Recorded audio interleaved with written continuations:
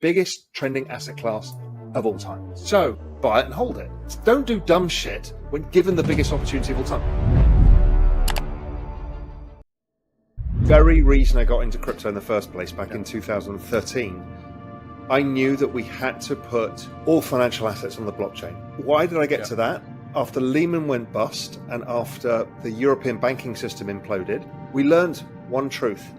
We don't own anything. In a leveraged world, the collateral is what you fight over, but everyone's got a claim on the collateral. So nobody knows who the hell owns what. And as soon as I saw Bitcoin and understood what blockchain was, I wrote a piece about this, like the entire financial system will move to this. It has to. Now, what I also found out that even more concerning is when you get to the epicenter of collateral, which is DTCC and Euroclear, right? That's where everything clears, the entire world. At DTCC and Euroclear level, they have one lender, which is the central bank. The collateral that is taken by the central bank is pooled collateral, which is both custom and house collateral. So there is no segregation at that level. Which was why if Italy had gone bust or France had gone bust or anybody else, right, it was a complete, total wipeout. And there is no segregation. So I'm like, holy shit, if this is the case, we need ownership. And so if I could find an asset that I could own myself, it could be removed from the financial system, put into the financial system, but still has my ownership on it, okay, this is a game changer. So yeah, I've been down this track for a long time. It's surprised me how long it's taken. People will take the easy option. I don't store anything centralized, but most people do. It's a pain in the arse. Seed phrases, ledger devices, multi-sig wallets. I mean, this is not easy stuff. Yeah. People just want to go on, trade something and go and look at their account. I get it. And we've failed to put together good centralized exchanges in crypto. We've got a few. I mean, Coinbase has done great. Yeah. Kraken has done pretty well, but a lot of them really, you know, they were failure points again because we use leverage in a system that is a 70 vol asset, and that's a recipe for disaster. So what I think we've done, a lot of people say, well, we're moving away from the ideals of blockchain technology by putting this in the hands of the institutions. So I think, yeah, great, it pleases the financial institutions, but what it's actually doing, it's a Trojan horse. It's us getting into their world, not them coming into our world.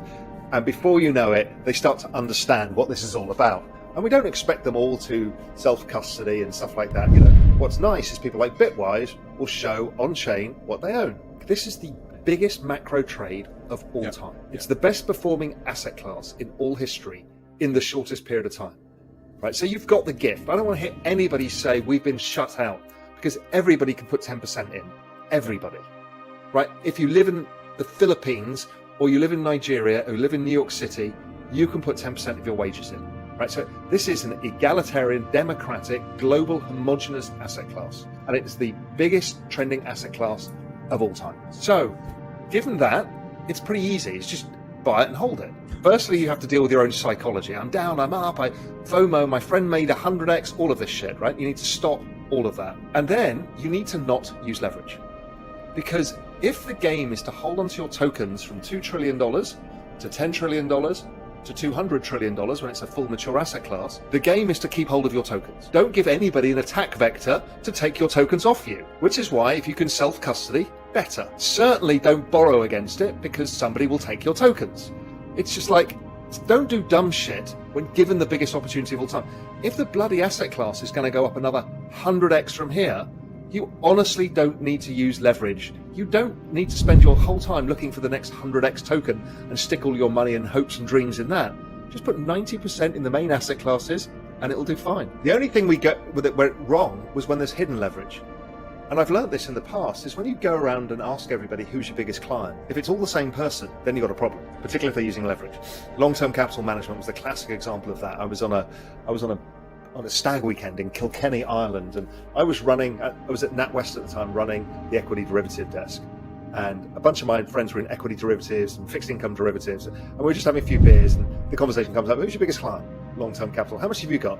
Oh, $1.5 billion in equity derivatives. I'm like, okay, what have you got? Oh, we've got, $1 billion.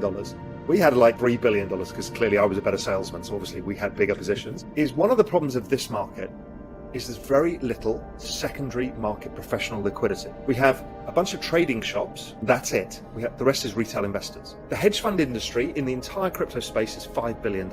In traditional markets, it's $5 trillion. So we just don't have depth of market. So if you think what happened with Luna, once you start teasing apart who was trying to spoof whom, who was trying to bankrupt whom, between Binance, FTX, it's because there's not much capital in the space.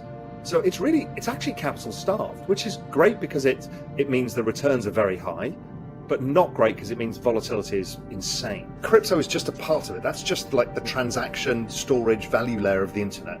That's just a part of the whole story.